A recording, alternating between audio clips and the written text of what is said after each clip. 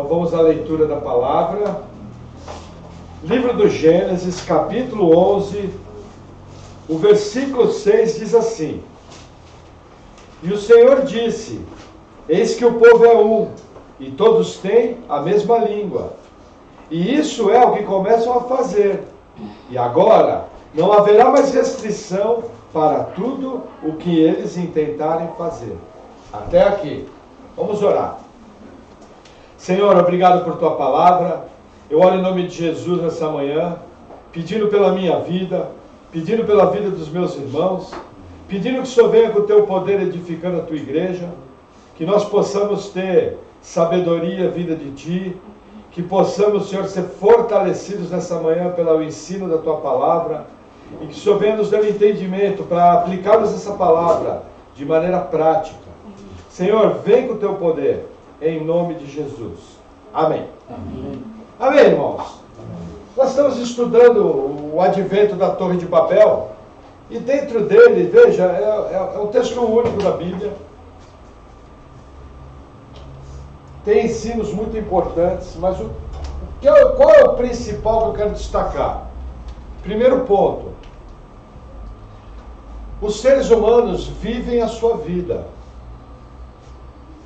Os seres humanos têm escolhas. Os seres humanos fazem planos. Os seres humanos, eles conseguem realizar esses planos ou não. É o que a gente vê bem presente aqui na narrativa de Babel. A gente vê os homens se reunindo numa região bem produtiva, ali na região entre rios da Mesopotâmia, entre o rio Eufrates e o rio Tigre, onde a gente tem hoje o país chamado Iraque, e eles resolvem fazer uma torre. E veja que interessante, a coisa era tão bem feita que o próprio Deus vem no versículo 6 dizendo: olha, eis que o povo é um, e eles vão realizar tudo que tem no coração. Isso mostra o quê? Isso mostra que o ser humano, ele tem, dentro daquilo que Deus estabeleceu, a autonomia para fazer as coisas. O que não quer dizer que essa autonomia não está debaixo do controle absoluto de Deus. O que eu quero que a igreja entenda? Veja, nós entendemos aqui que o ser humano não tem livre-arbítrio. O que é o livre-arbítrio? Livre-arbítrio é o que Adão e Eva tiveram. Adão e Eva foram criados puros. Adão e Eva foram criados sem pecado.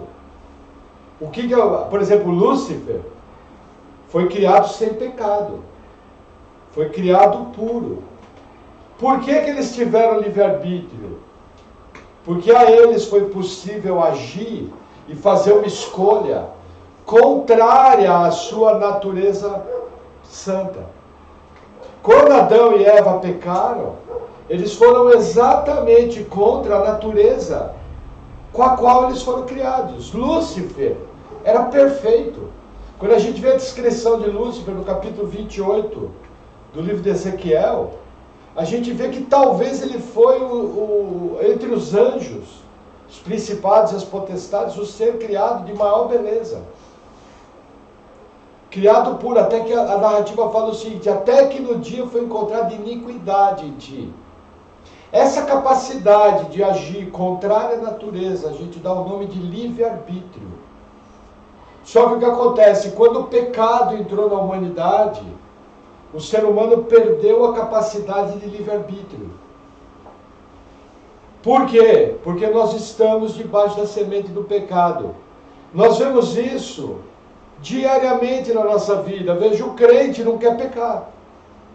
Quando ele vai ver, peca. Por que você peca? Porque você não tem livre-arbítrio. O que você tem é liberdade de escolha. Qual a diferença da liberdade de escolha para o livre-arbítrio? A liberdade da escolha, eu vou sempre escolher conforme a minha natureza. Então todas as atitudes do homem, elas vão ter um grau de contaminação. As pessoas entendem muito errado. Por exemplo, na nossa geração, livre-arbítrio é o que a gente chama de escolha. Só que é muito simples. Outro dia eu conversando com uma pessoa, eu falei, posso te provar que você não tem livre-arbítrio? Ele falou, pode, por favor. Eu falei, faz um favor. Você gosta de pecado? Ele falou, não. Eu falei, então para de pecar. Ah, não consigo. Eu falei, a prova é que você não tem livre-arbítrio. Mas você pode escolher tentar viver uma vida de obediência à palavra e ser vitorioso em boa parte disso. São coisas diferentes.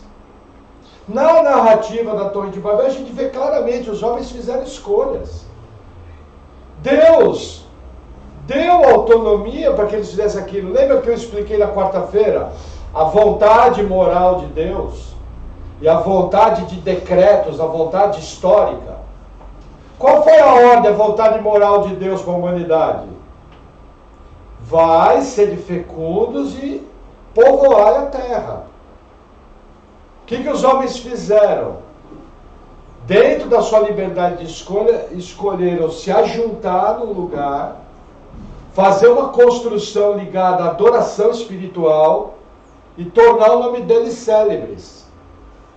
Isso só aconteceu porque Deus decretou assim. Senão eles jamais conseguiriam se reunir naquele lugar e começar a construir uma torre. Por que Deus, vamos usar a palavra, não é a melhor, mas ela facilita o entendimento. Por que Deus permitiu eles construir a Torre de Babel? Porque Deus está querendo nos mostrar aqui a maneira que Ele tem de agir. Quando Deus decreta algo, Ele cumpre. Então, até quando acontece a desobediência da lei moral, daquelas ordens que Deus dá na Bíblia, onde a vontade moral de Deus é revelada, como eu dei um exemplo claro, não matarás, o que a gente vê mais na vida é assassinato, não adulterarás, a gente vive uma cultura do adultério. Se aquilo fosse uma lei fixa, e se a gente fosse ler que tudo que Deus quer fazer, Ele faz, jamais poderia haver adultério. Mas quando eu entendo as duas vontades de Deus, eu entendo que o não matarás, o não adulterarás, o não roubar, o não cobiçar, tudo aquilo que está na Bíblia é a vontade moral. E ela é aberta para todos os homens, e obedecer essa vontade moral é a obrigação do homem. Quando o homem não obedece, ele se torna pecador. Lógico, estou falando isso de uma maneira genérica. Ele já nasce pecador, mas ele se torna um praticante do pecado. E por que ele faz isso? Por causa que Deus, na sua soberania, Ele permite que os homens façam escolhas. E essa escolha sempre tende para o mal. Ela é totalmente contaminada.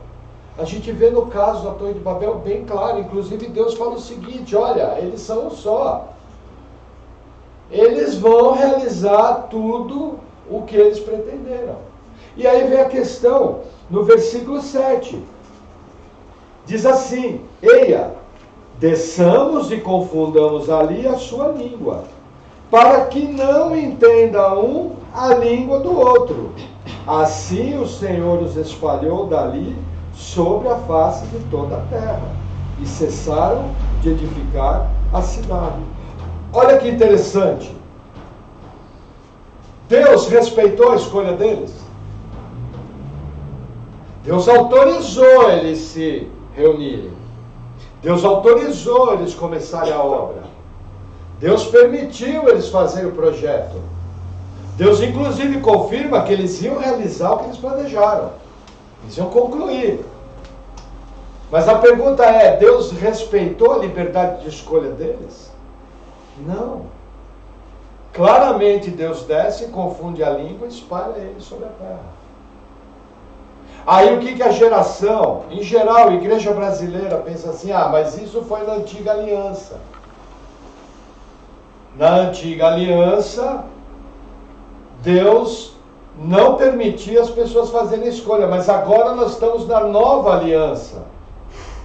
E na nova aliança é diferente, Deus respeita o livre-arbítrio, é o que você mais ouve por aí.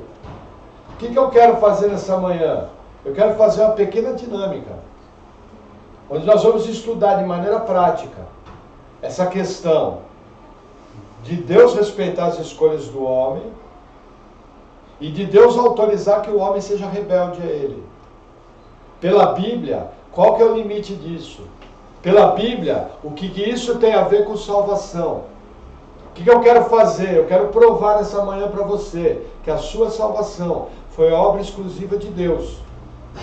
Se Deus permitisse você continuar conforme você estava, o seu destino é no inferno, porque você, ao nascer, é totalmente rebelde a Deus. Você, ao nascer, não busca a Deus na sua própria vontade. Você, ao nascer, já é um pecador nato. Por aí a gente ouve, as crianças são anjinhos. Quem já ouviu isso? A Bíblia fala que as crianças são filhos do diabo, porque não tem Cristo.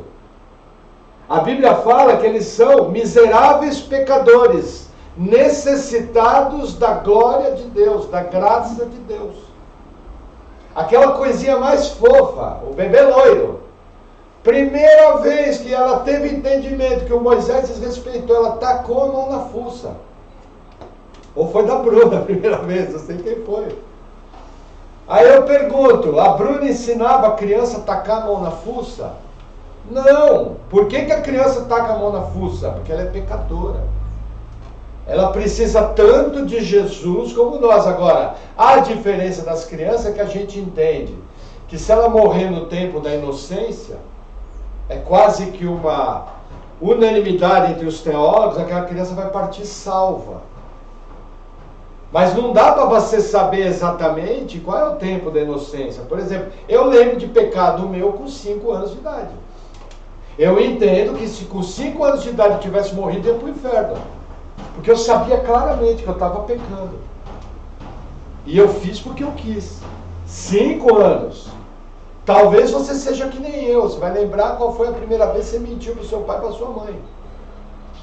Essa mentira mandaria você para o inferno. Porque você está agindo conforme a sua natureza. Então essa questão das escolhas é muito importante entender. Por quê? Primeiro, ao saber que eu tenho liberdade de escolha e que existe uma vontade moral de Deus envolvida na Bíblia, eu vou fazer de todo o meu coração, todo o esforço para obedecer a palavra de Deus. Eu vou tentar viver a vida cristã da maneira mais intensa que tem. E mesmo quando eu não conseguir viver a vontade de Deus plena, eu tenho um consolo. Deus está no controle e é Ele que me capacita a fazer todas as virtudes que a Bíblia fala. Então é muito importante o crente entender que ele tem que viver sua vida com todas as suas forças. Você veio aqui hoje porque você quis. Literalmente você fez a escolha de vir. Mas só foi possível vir porque a graça de Deus te trouxe aqui.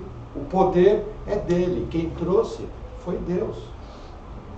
Mas não tem nada a ver uma coisa com a outra. Por quê? Porque a Bíblia fala claramente que você tem que congregar.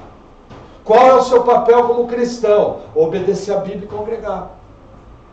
Você só pode fazer isso se Deus te der essa graça. Por isso eu costumo dizer, quem aqui já viveu afastado da igreja sabe do que eu vou falar agora, que só de eu estar podendo acompanhar o culto, cantar louvores a Deus, aprender a palavra de Deus, já é sinal da bênção de Deus na minha vida. Já é sinal da graça. Porque pelo meu natural, sabe o que eu ia estar fazendo agora? Eu ia estar ali no fundo, em cima de uma churrasqueira, assando uma costela. Eu ia estar lá no Rio de Morretes, tomando banho de rio. Eu ia estar subindo o morro. Eu ia estar passeando na casa de alguém. Porque pelo meu natural, eu quero agradar a minha carne, eu quero agradar o meu eu. Mas porque a graça de Deus está atuando na minha vida, eu estou aqui não só pregando, mas trabalhando para a edificação da igreja, o que é uma bênção indescritível. Mas eu estou aqui porque eu escolhi estar. Só que só foi possível realizar isso porque Deus me deu essa bênção, me capacitou. Quando eu chegar lá no céu, eu inclusive vou ter galardão.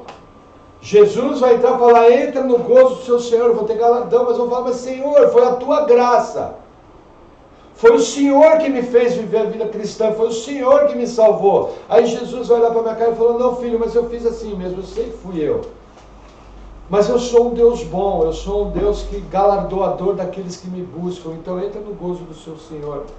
Essa é a matemática do meu reino.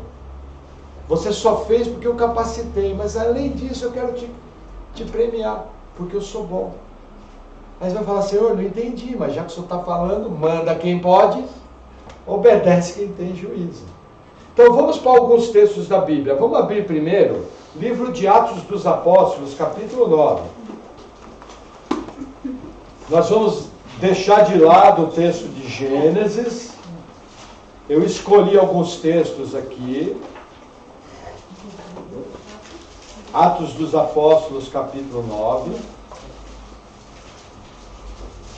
E aqui vai a nossa primeira questão.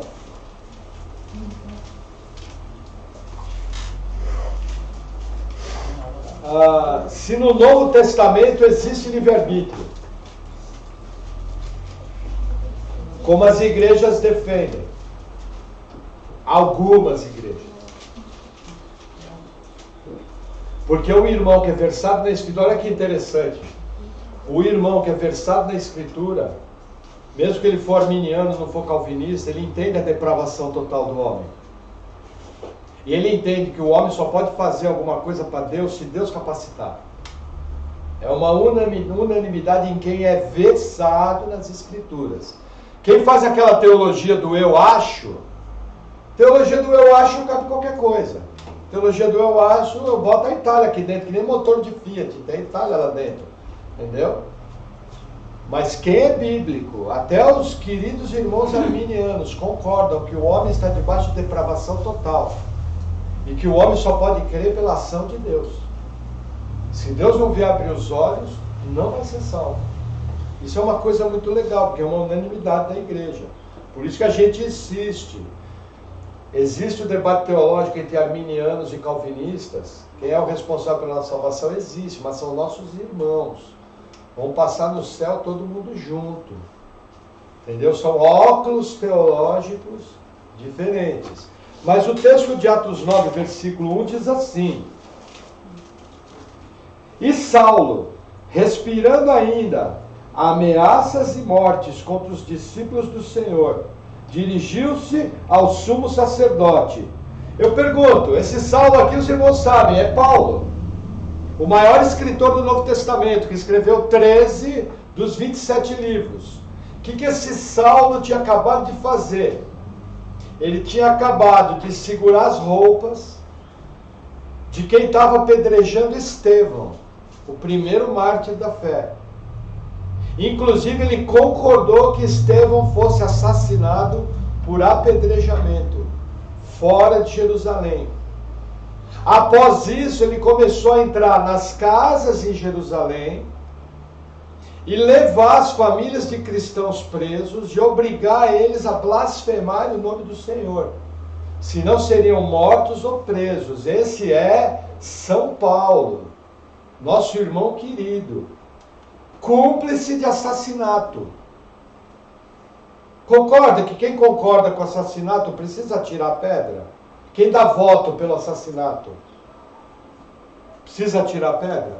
Não, atirar a pedra nem importa, já está definido. Aí eu pergunto, o texto fala que Paulo estava respirando ameaças. Ele se dirigiu às autoridades judaicas. Ele se dirigiu por quê? Os irmãos concordam porque ele quis? Ele não podia ter ido buscar Pedro para pregar a palavra da salvação? Os irmãos concordam que Paulo poderia buscar Pedro? Olha, eu visitei os cristãos lá. Engraçado, eles não negaram o nome de Jesus até a morte.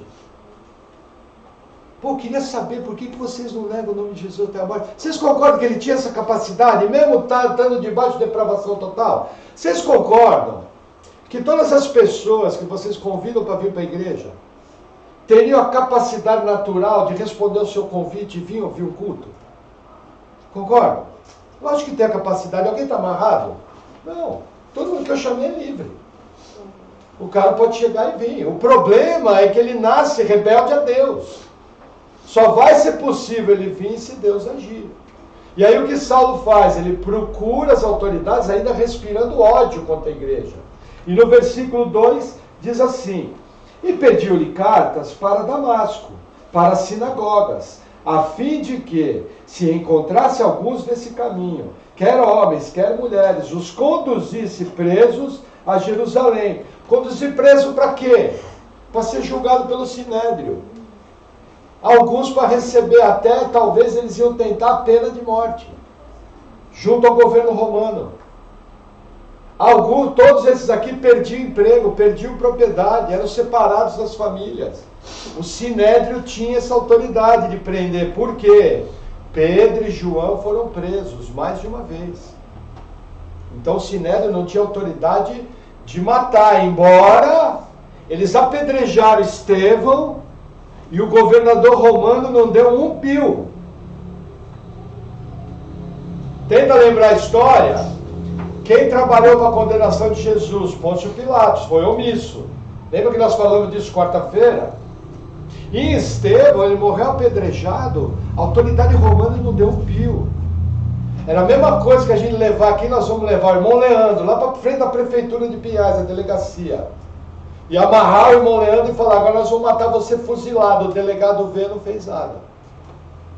É esse o quadro da morte de Estevão. Para a gente perceber como é a corrupção humana. Aí o texto continua, versículo 3. E indo no caminho, aconteceu o quê? Chegando perto de Damasco, subitamente o cercou um resplendor de luz do céu. E caindo em terra, ouviu uma voz que lhe dizia, Saulo, Saulo, por que me persegues?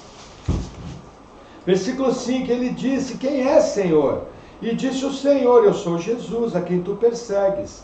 Duro é para ti recalcitrar contra os aguilhões. Veja, a Bíblia fala que Paulo estava viajando para a estrada de Damasco, aí quando ele passou num lugarejo, ele viu uma sinagoga, onde tinha alguns cristãos, e ele entrou para perguntar do caminho da salvação, que ele queria ser crente e queria ser batizado. A Bíblia fala isso?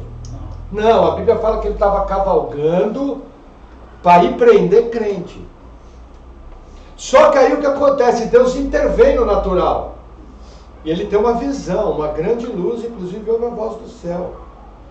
E aí ele pergunta, quem é, Senhor? Jesus, eu sou Jesus, a quem tu persegues. Aí eu aprendo a primeira verdade, quem persegue a igreja verdadeira do Senhor, persegue a Cristo.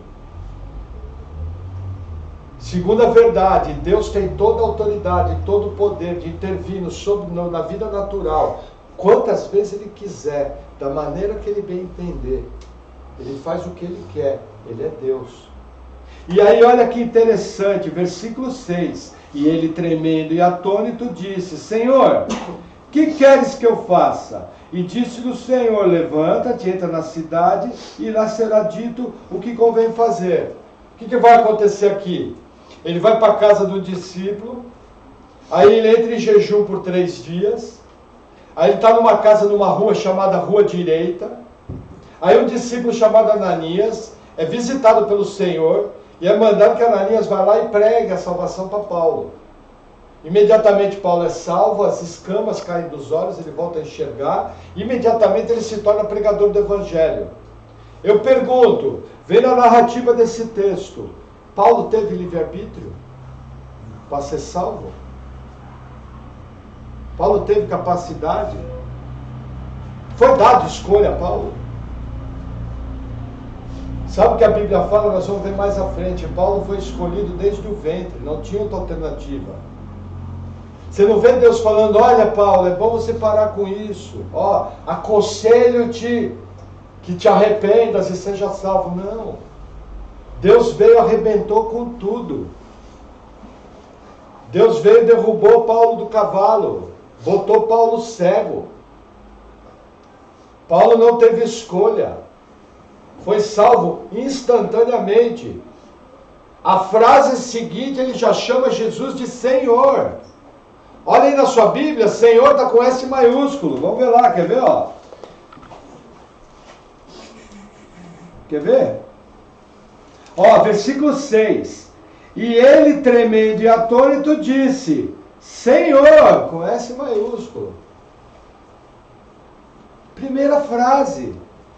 Era outro homem, nascido de novo. Consequência de nascer de novo. Amar a Deus, obedecer a Deus. Nossa, pastor, eu tenho dificuldade para obedecer a Deus. Nossa, irmão, provavelmente você nunca foi salvo. Provavelmente você precisa fazer uma coisa, botar a cara no pó e invocar o nome do Senhor. Porque se sua vida cristã é uma luta constante para amar o Senhor, para obedecer o Senhor, talvez você seja 2 vezes filho do inferno. E vai para o inferno com essa sua linda Bíblia e esse seu lindo inário debaixo do braço. Porque não nasceu de novo, não botou a cara no pó, não invocou o nome do Senhor. Só tem uma coisa, o que diferencia o salvo do não salvo. O único que é capaz de invocar o nome do Senhor é o salvo. O único que é capaz de chegar e falar: Deus, eu sou um pecador, esse pecado vai me trazer condenação. A vida eterna está em Cristo Jesus. Seja Senhor e Salvador da minha vida. Eu estou perdido. Isso é, de maneira genérica, invocar o nome do Senhor. Essa é a diferença do eleito e do não eleito. Somente o eleito é capaz de fazer isso. Mas tem gente que não consegue enxergar isso. Por quê? Porque não nasceu de novo, então não vai ver. Aí as pessoas vão dizer: mas o irmão está falando de Paulo. Paulo realmente não teve livre-arbítrio. Vamos ver um outro texto? Evangelho de João, capítulo 15.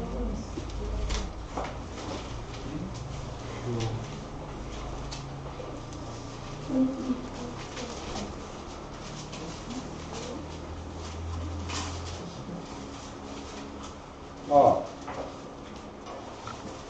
versículo 14. Aqui é Jesus falando para os discípulos. João 15, 14. Vós sereis meus amigos, se fizerdes o que eu vos mando.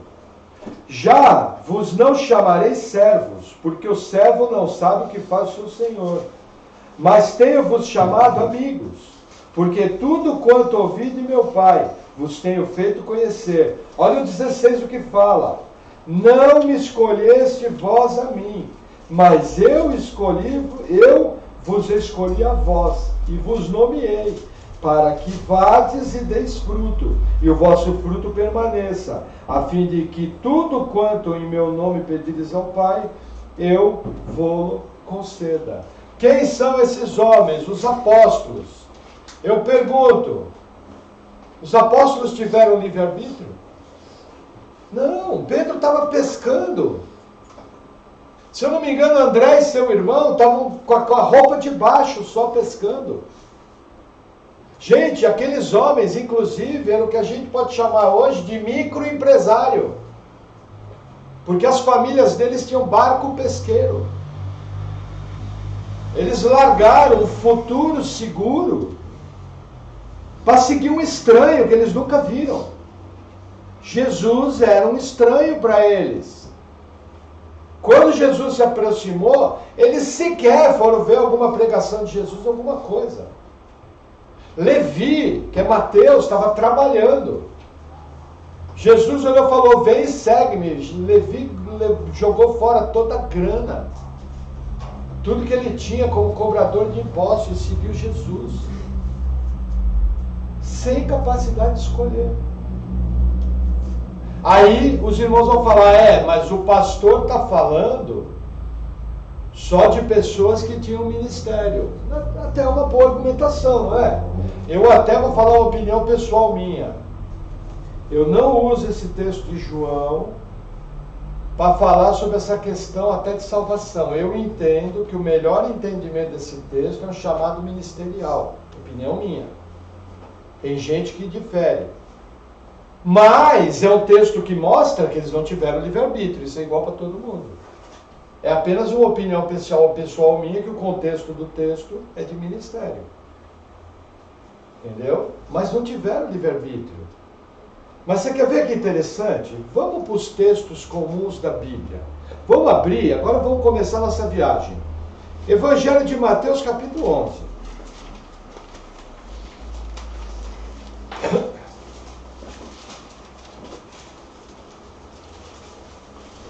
versículo 25.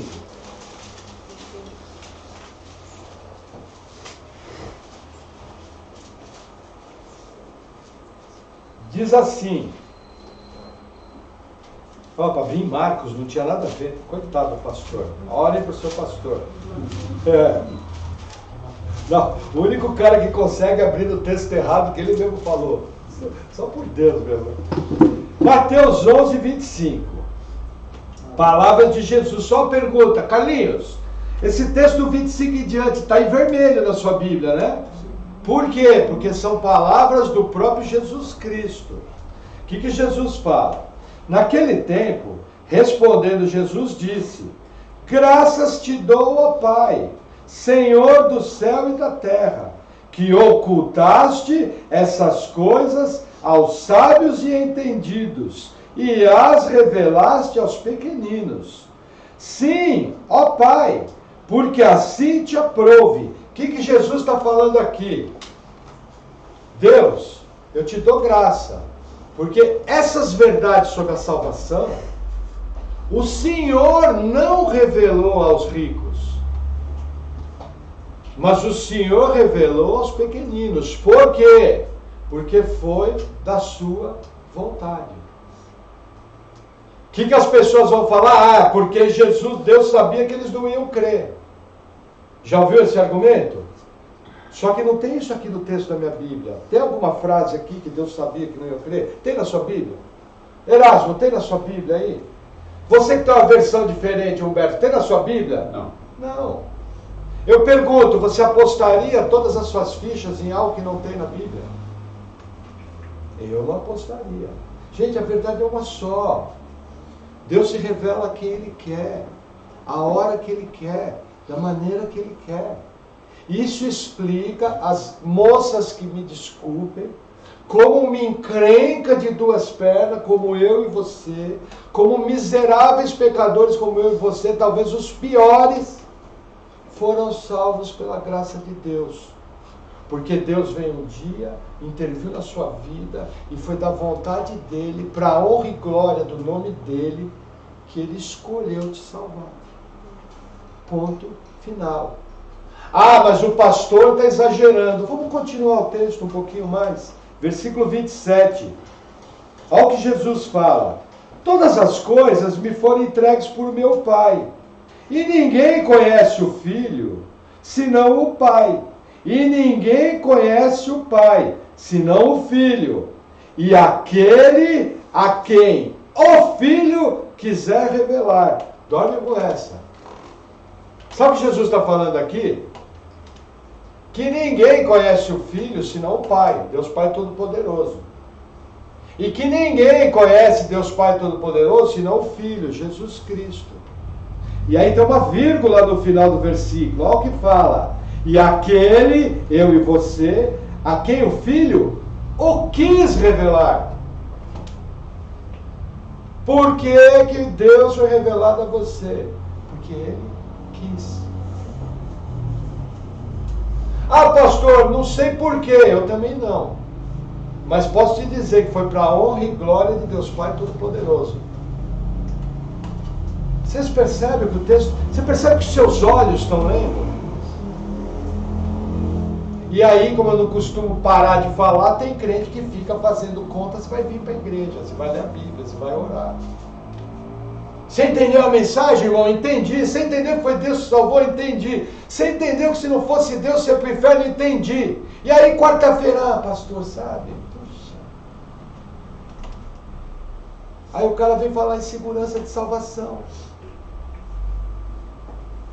Existe segurança de salvação para alguém que titubeia desse jeito? Será que a pessoa nasceu de novo? Percebe o que eu estou falando? Lógico que tem segurança de salvação, mas, gente, vamos andar como ele andou. Vamos correr atrás daquilo que é certo. E aí, versículo... Não, 28 não vou ler. Pega outro texto. Mateus 23.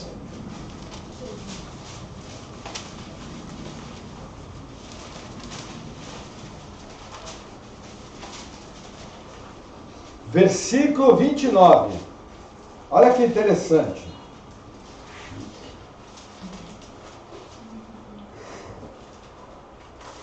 28. Jesus falando aos fariseus: assim também vós exteriormente pareceis justos aos homens, mas interiormente estáis cheios de hipocrisia e iniquidade.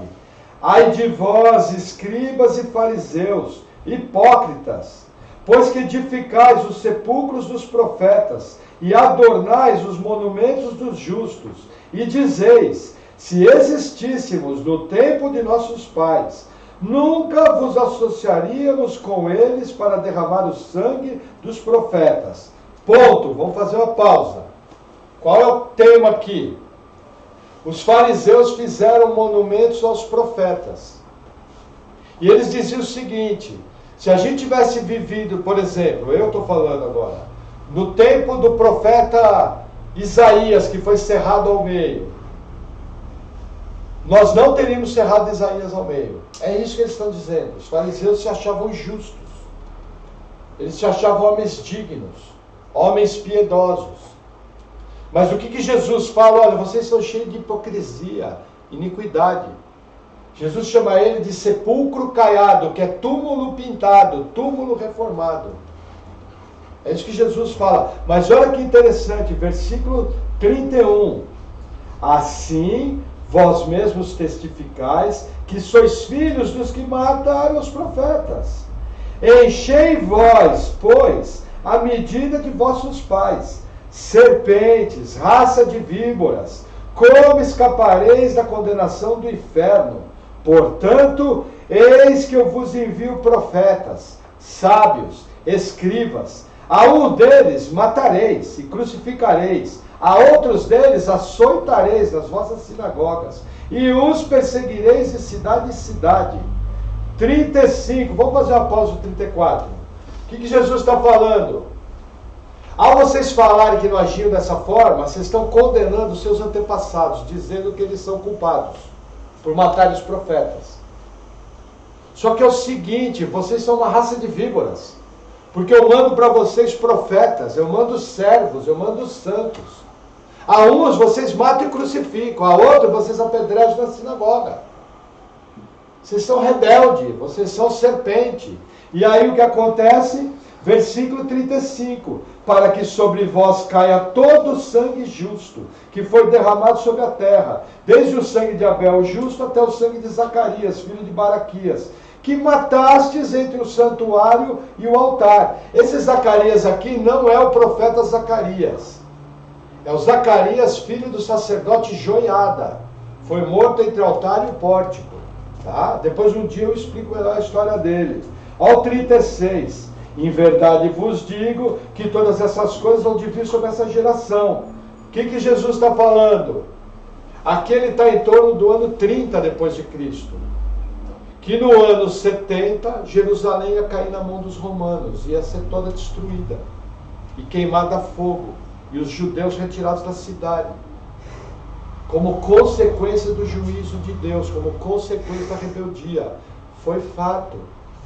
Aí olha que interessante, a vontade moral de Deus e a vontade histórica, decretiva, aquela que acontece. Versículo 37, 36, ela começa a aparecer. 37.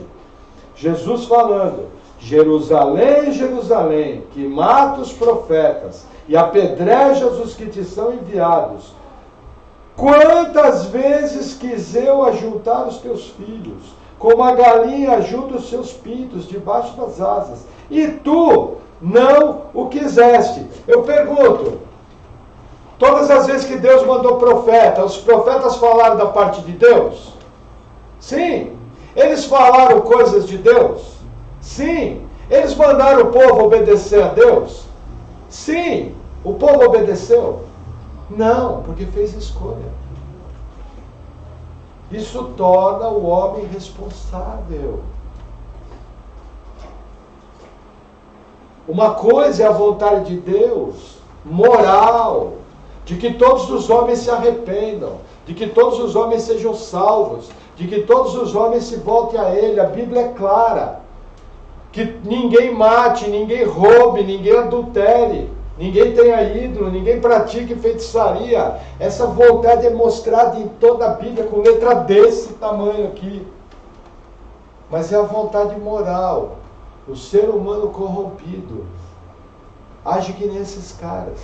E aí o que acontece? 38, a profecia se cumpre. Lembra que eu expliquei? Que a vontade moral é revelada na Bíblia e os decretos de Deus são revelados na profecia bíblica. Isso aqui Jesus está falando em forma de profecia, que se cumpriu alguns anos à frente. Aí ele fala o seguinte, 38. Eis que a vossa casa vos é deixada deserta, porque eu vos digo que desde agora me não vereis mais, até que digas, bendito o que vem em nome do Senhor, que é a volta de Cristo. O que eu quero que os irmãos entendam? Essa matemática, vontade moral de Deus, venha a mim, vós que estáis cansados e oprimidos, arrependam-se das suas más obras, se voltem a Deus, entrem na aliança. O tempo todo está isso na Bíblia. Porém, Deus decretou que o ser humano, na sua depravação total, pecador, inimigo de Deus, filho do diabo, vai ser rebelde a Deus. Sabe qual é a diferença minha e sua para esses caras aqui? A diferença é simples. Na verdade, eu me acho até pior que eles. Eu nunca matei profeta, mas fiz coisa muito ruim. Segundo a verdade de Deus, com 5 anos eu já mentia já. Com 5, 6 anos eu já era mal. Muito cedo. Então eu me acho pior que esses caras. Só que esse muito louco, miserável pecador, um dia foi da vontade de Deus, que escreveu a minha vida, intervir de maneira sobrenatural na minha vida, pegar o meu livre-arbítrio, pegar minha livre escolha, chutar para o alto e me mostrar o miserável pecador que eu era, que eu precisava de Cristo, porque a minha condenação era o inferno. Eu lembro, no dia do meu novo nascimento, lágrimas escorriam do meu olho. Não é obrigado a chorar para ser salvo, mas pode gerar emoção.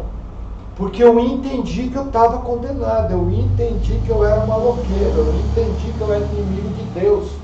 E eu lembro com toda a sinceridade, com toda a força do meu coração, Deus, eu sou um coitado, eu não tenho a fé desse pastor, entra na minha vida, tem dó de mim. Aquilo só foi possível porque a graça de Deus agiu. Deus abriu meus olhos e me mostrou a tranqueira que eu era. Tenta lembrar o dia do seu novo nascimento, a época do seu novo nascimento. Você vai ver que um dia você enxergou a sua condenação. Você vai ver que um dia você enxergou que você era inferno sem Jesus. Por que que as pessoas que você evangeliza, por que que as pessoas que você convida para a igreja não têm a mesma resposta? Porque não vê, está cego, está morto, está rebelde a Deus. Jesus tem um mandato moral, vinde a mim. Eles vão, sai de mim. É a vontade natural do ser humano. Precisa Deus vir fazer um milagre do novo nascimento para eles serem salvos. Precisa tirar esse povo dos ricos e poderosos que Deus não revelou a salvação e colocar nos pequeninos miseráveis que Deus revelou. É isso que a Bíblia ensina. Qualquer coisa fora disso está fora da palavra. Ah, pastor, então me explica melhor como é que é isso. Olha, irmão, eu não sei como. Eu sei como é. Deus não revelou. Deuteronômio fala: as coisas ocultas, as coisas reveladas são dadas aos homens, mas as ocultas coube a Deus guardar para si mesmo. Tem coisa que entendeu? Vamos para mais um texto. Evangelho de Marcos, capítulo 4.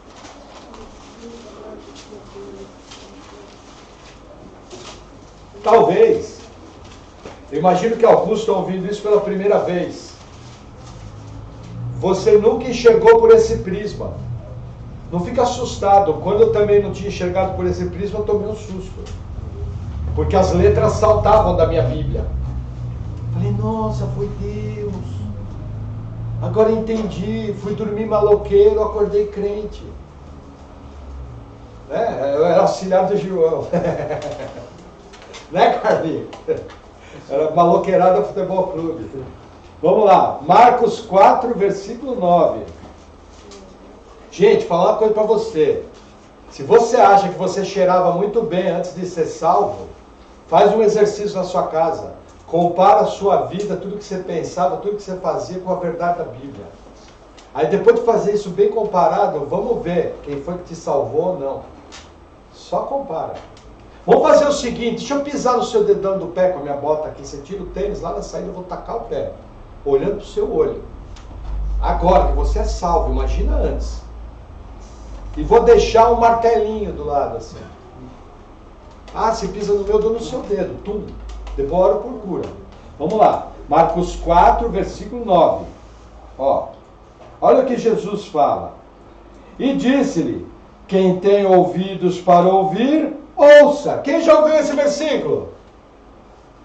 Sabe o que se ensina na maioria das igrejas brasileiras? Ó, tá vendo, irmão? Você tem que abrir o seu ouvido. Você tem que estar sensível a Jesus, Luísa. Você tem que crer. Não é o que a gente ouve por aí? Quem tem ouvidos para ouvir, ouça. Se eu ler só o versículo, falar, é verdade, eu tenho que ter ouvido para ouvir. Mas vamos ver o que Jesus explica mais à frente? Vamos ler o versículo 10.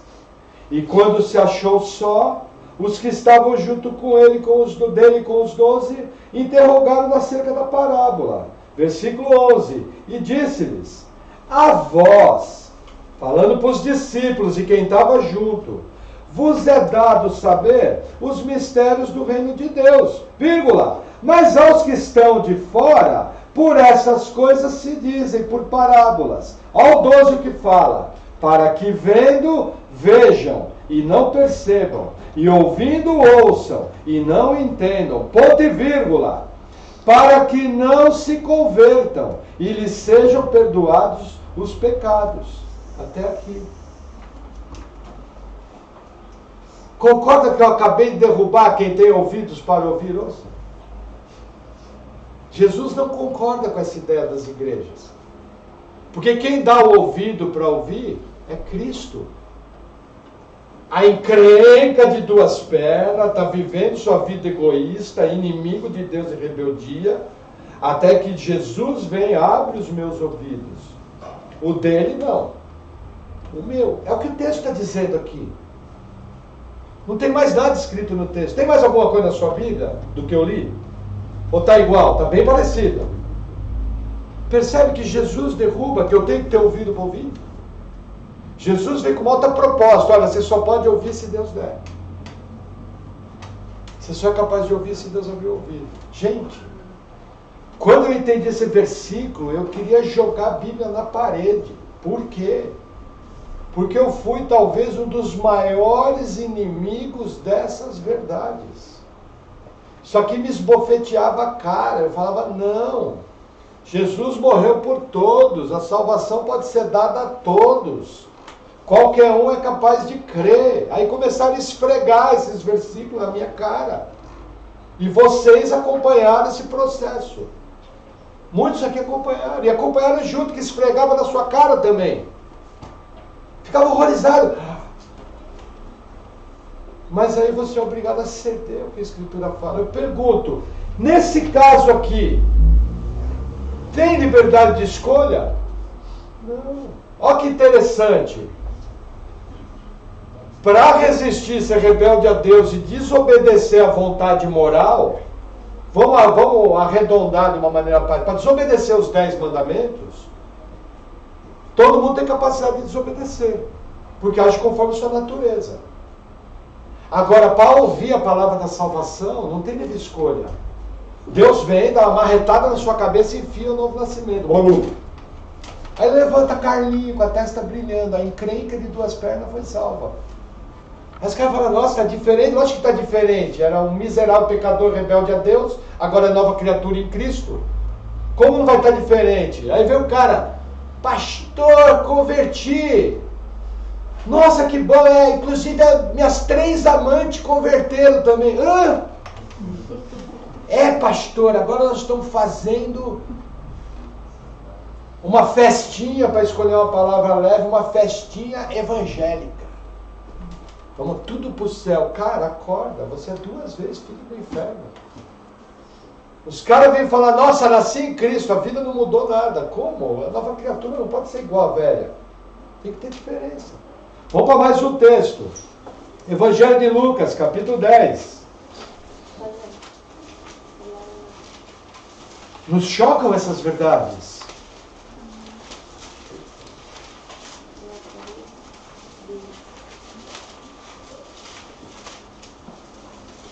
Sabe qual é o problema de entender erradamente que eu escolhi a Deus? O problema é o seguinte, eu sou muito bom, fui eu que escolhi a Deus.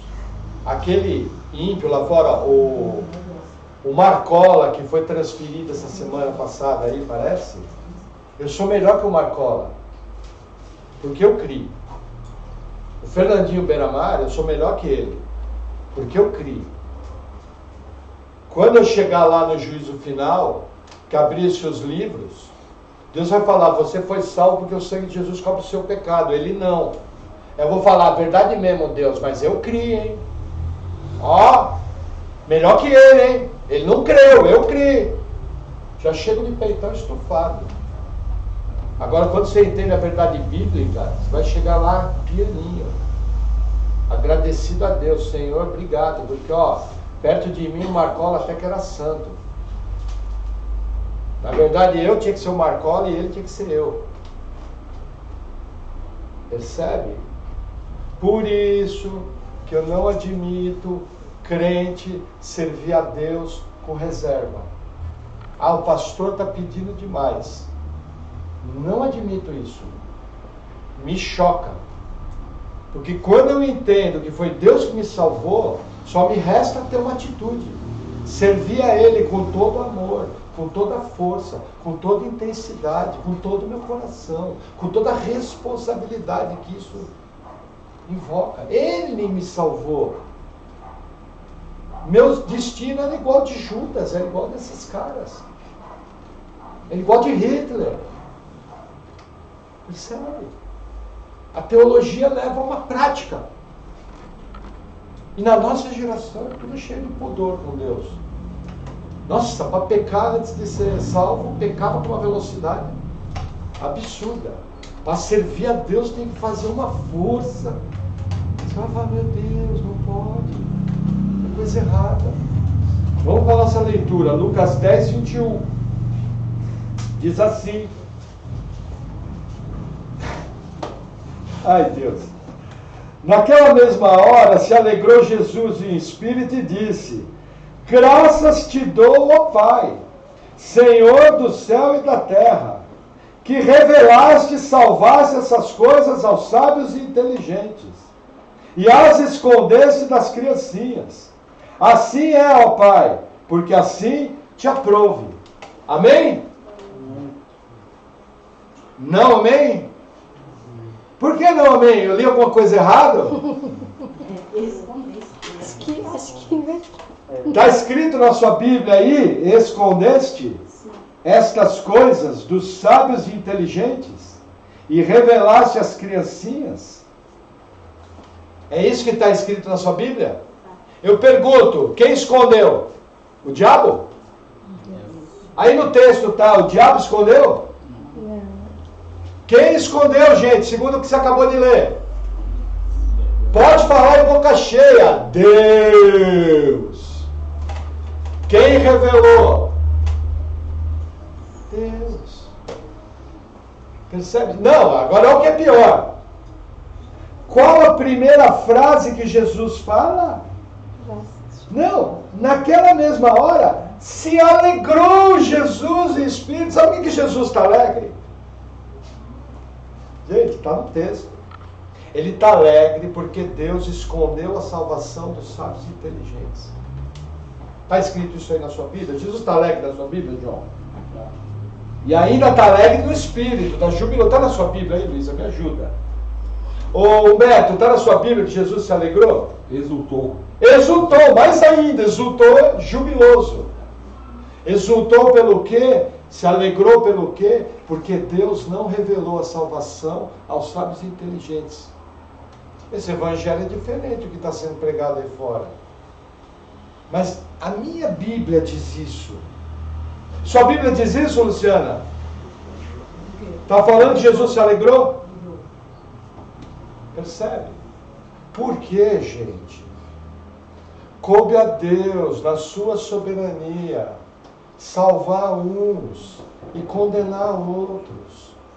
Deus é Deus de amor, que salva. Deus é Deus de justiça, que manda para o inferno. O diabo não tem poder de mandar ninguém para o inferno. Quem manda para o inferno é Deus. O diabo pode executar coisas como office boy de Deus. Mas nada além disso, ele é criatura. Foi da vontade de Deus que em Cristo nós fôssemos salvos, obra exclusiva dele, tudo. E foi da vontade de Deus e assim vai acontecer. De condenados, eu pergunto, exemplo clássico, o anticristo vai ter condição de se arrepender? O falso profeta vai ter condição de se arrepender? Não vai. Gente, o caso de Judas, nós vamos estudar melhor o caso de Judas, eu vou deixar ele separado, não vou falar hoje. Judas foi separado para aquilo, para entregar Jesus. Por quê? Porque Judas foi entregue à sua própria natureza depravada. Qual a diferença de Judas e de Pedro? Os dois são pecadores. Pedro nega Jesus 3 vezes, morrendo de medo. A diferença é que a graça de Deus atingiu Pedro. Ele chorou amargamente, se arrependeu. Lembra Jesus falando antes de morrer? Pedro, tu me amas? Sim, apacenta minhas ovelhas. Antes ele fala, Pedro, quando você se converter... Pedro já estava andando com Jesus ali para lá de 2 anos, 2 anos e meio. Aí Jesus fala, quando você se converter? Essa é a diferença de Pedro e de Judas. Só que sabe o que acontece? A nossa geração valoriza o homem. A nossa geração, o homem tem que ser o primeiro, o homem tem que ser o bom. E a doutrina bíblica esbofeteia o homem. A doutrina bíblica bota o homem na condição de criatura, perdido, rebelde a Deus, inimigo de Deus, filho do diabo, alcançado pelo amor, pela graça, pela virtude e pela salvação. Presente, dom de Deus, não vem de vós, não é por obras, é presente. Entende que eu sou tão chato com essa questão de compromisso com a vida cristã? Ah, o pastor está exagerando, lê a Bíblia uma vez por ano, acorda. Na boa, não sei nem aqui quem está lendo, se você não busca ler a Bíblia uma vez por ano, o seu nível de cristianismo está abaixo da linha de mediocridade. Se nem sequer você está preocupado em ler o Novo Testamento uma vez no ano, você está vivendo uma religião furada, que você não vai crescer nunca, se você não ora, se você não evangeliza, se você não está firme na comunhão. Seu cristianismo é furado, é um cristianismo que não funciona. É um cristianismo não bíblico. O cristianismo bíblico fala de práticas espirituais. Desculpe, não se ofenda, não sei da vida pessoal de ninguém, só quando me falam, mas essa é a verdade bíblica. É minha responsabilidade como pastor te exortar a ousar viver um cristianismo mais intenso, mais compromissado, mais amoroso, um cristianismo que reconhece que você estava perdido de maneira prática. E ama o Senhor de todo o coração. Até quando está se divertindo, está focado em Deus. Está atento em Deus. Gente, na boa, vocês conhecem a minha vida. Eu sou um bobão, um Zé Ruela. Vivo aí para os matos andando. Mas você vê, estuda a Bíblia, prega. Mas você não vê uma máquina. Gente, tem gente muito mais que você olha a panca e fala, nossa, aquele cara ali é o cara. Você olha para a minha vida normal, nem parece pastor, olha para a minha roupa. Entende? A turma chama de pastor até estranho. Pastor, não, sou eu. Entendeu? Pensa. Vocês vêem uma máquina evangélica, apóstolo Paulo 3. Não, bobão. Conversa normal, dá risada alto, faz as coisas que todo mundo faz, troca pneu de carro, lava carro, enxuga a louça pra mulher, quando a mulher manda. Entendeu? Normal. Mas eu procuro fazer isso, eu posso falar com sinceridade, eu procuro viver uma vida consagrada a Deus, onde Jesus realmente é o primeiro. E quando eu sento aqui para pregar, tem gente que fala até, nossa, você muda quando prega. Que bom, porque lá fora nós estamos rindo junto, mas aqui é coisa séria. Aqui não tem piadinha, não tem risadinha. Vamos ler mais um texto, aí eu vou encerrar. Não vai dar para chegar onde eu quero. João, capítulo 5. Na quarta-feira nós vamos explorar o livro de Atos. João 5.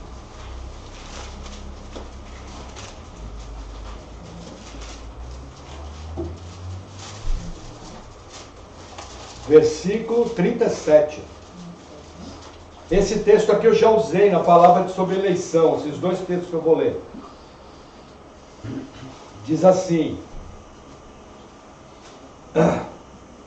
e o Pai que me enviou, ele mesmo testificou de mim. Vós nunca ouvistes a sua voz, nem vistes o seu parecer. E a sua palavra não permanece em vós, porque naquele que ele enviou, não credes em vós. O que Jesus está falando? Está falando para os fariseus, está falando para os inimigos da cruz, está falando para o ser humano comum. Você nunca ouviu a voz de Deus.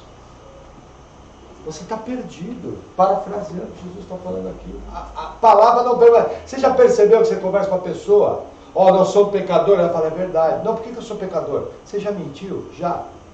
Isso faz você um pecador. Ah, entendi.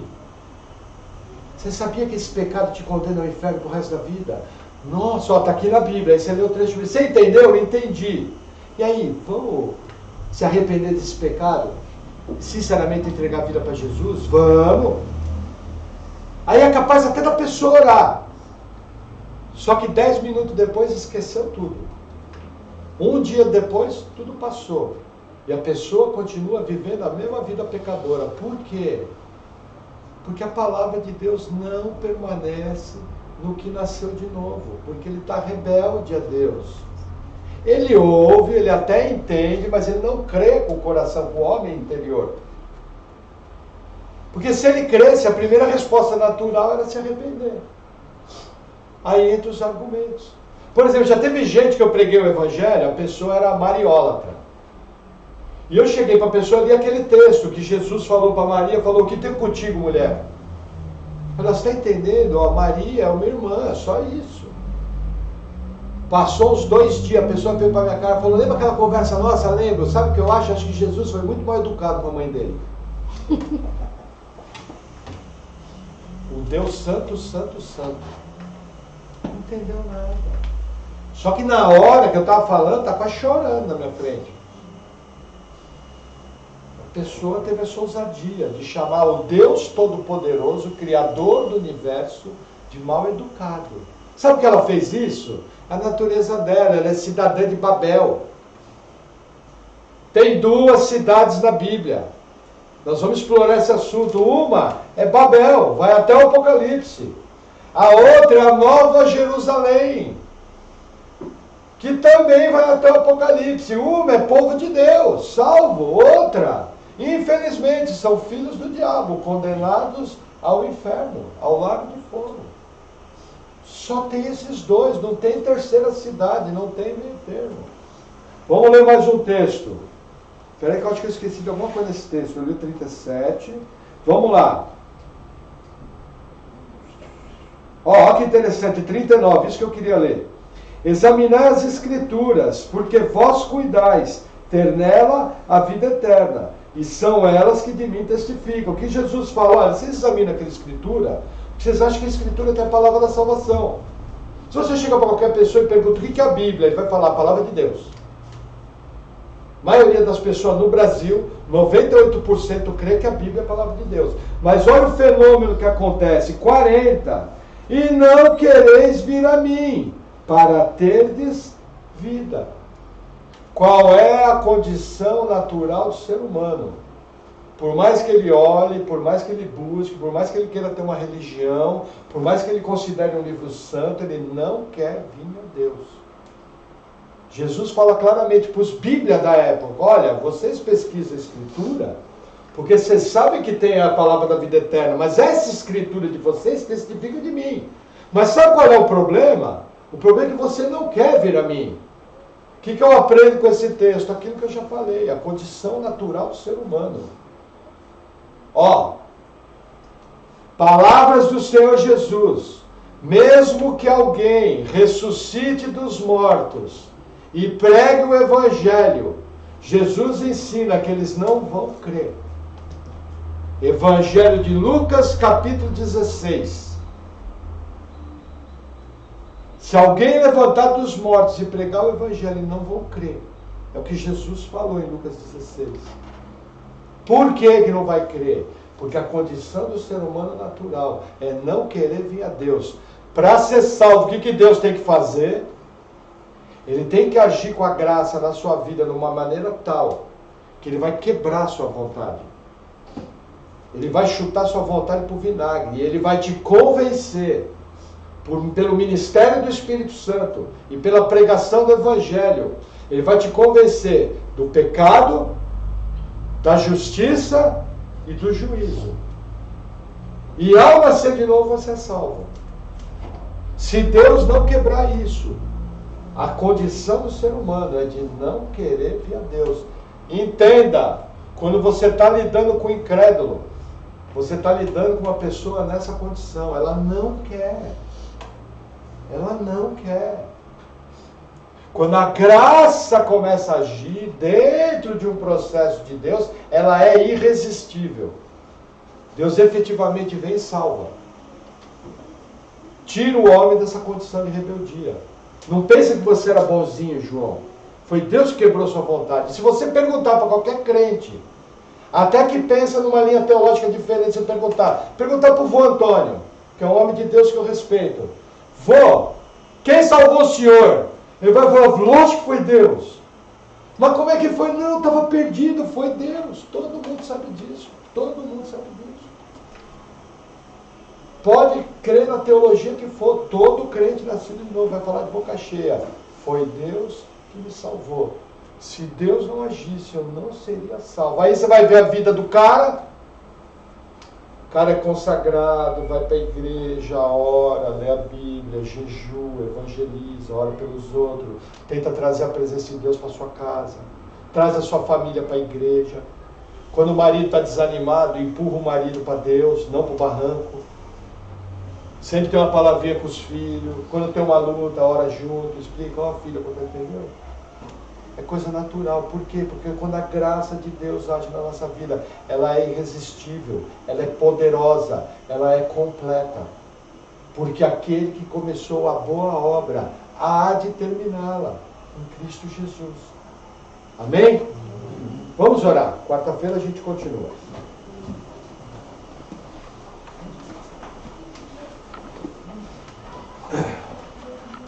Senhor, obrigado por tua palavra. Na verdade eu quero orar: obrigado pela tua graça, pela tua salvação. Senhor, queremos reconhecer diante de ti que estávamos perdidos em pecados e transgressões, mas na eternidade passada o Senhor muito nos amou. Jesus foi imolado como Cordeiro Santo, sem mácula. O ministério do Espírito Santo nos convenceu do pecado, da justiça e do juízo. E quando estávamos cegos, mortos, e éramos inimigos teus, foi da tua vontade, pelo teu amor, que nós viéssemos a nascer de novo e nos tornássemos teus filhos. Senhor, obrigado pelo presente da vida eterna, que ao ter esse entendimento, nós possamos entender que temos que viver uma vida cristã intensa, uma vida cristã de compromisso, uma vida cristã de alguém que entende que somente existe um caminho, que esse caminho muitas vezes ele é estreito, que esse caminho muitas vezes vai exigir dedicação, mas nós sabemos que no final receberemos galardão, receberemos a coroa da vida e estaremos para sempre com o Senhor. Capacita-nos na nossa peregrinação na terra, capacita-nos a viver uma vida que te agrada. Em nome de Jesus. Amém.